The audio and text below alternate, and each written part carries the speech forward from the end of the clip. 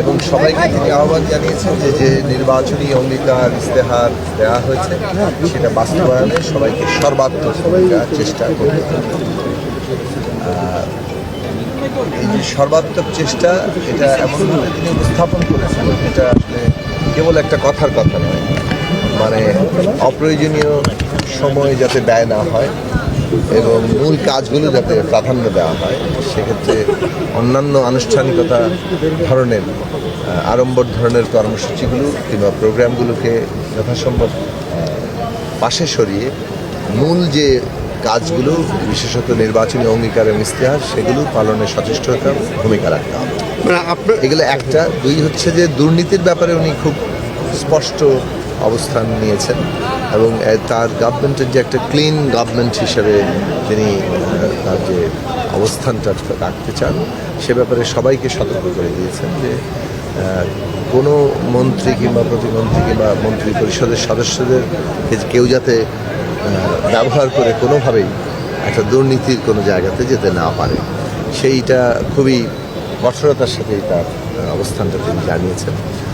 এবং মূলত আজকে যে বিষয়গুলো নিয়ে আলোচনা হয়েছে সে তার মধ্যে আশু যে আগামীকাল থেকে রমজান শুরু হচ্ছে সেখানে মানুষকে কীভাবে স্বস্তিতে রাখা যায়, দ্রব্যমূল্য থেকে শুরু করে মানুষের বিদ্যুতের চাহিদা, অন্যান্য সব দিক থেকে সবগুলো পরিবেশ যাতে ঠিক রাখা যায় সেই বিষয়টা এখন সবারই প্রায়োরিটি, সবার অগ্রাধিকার এই জায়গায়।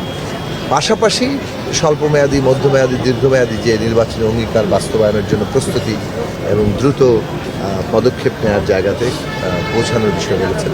কিছু বিষয় যেমন নির্বাচনী অঙ্গীকারে ছিল কৃষি কার্ড, ফ্যামিলি কার্ড, সাথে ইমাম সাহেব সহ অন্যান্য ধর্মের পুরোহিতদেরকে বিশেষ ভাতা দেওয়া, সেটারও কীভাবে শুরু এই রোজার মধ্যে করা যায় সেই সব বিষয়গুলো নিয়েও তিনি আলাপ আলোচনা তুলেছেন এবং সবাই তার মতামত দিয়েছেন। এবং স্থানীয় নির্বাচনের বিষয় নিয়েও এখানে উঠেছে, কত দ্রুততম সময় স্থানীয় নির্বাচনের দিকে যাওয়া যায়। তো এই বিষয়গুলোতে খুব দ্রুতই হয়তো সিদ্ধান্ত আসবে। আর সরকারের দিক থেকে মাননীয় প্রধানমন্ত্রী 180 দিনের একটা কর্মসূচি পরিকল্পনা তুলে ধরবেন এবং সেইটা অনুযায়ী সরকারের মানে আপনার মিনিস্ট্রি নিজস্ব যে মিনিস্ট্রি সেইখানে সেটা তো মূল মাদার মিনিস্ট্রি একটা, এই যে অর্থনৈতিক অবস্থা, কর্মসংস্থান ইত্যাদির জন্য এটার একটা বড় ভূমিকা আছে। আপনার মিনিস্ট্রির কোনো পরিকল্পনা আজকে অর্থ মন্ত্রণালয়ে আসলে আমরা প্রাথমিকভাবে পরিচিত হয়েছি সবার সাথে।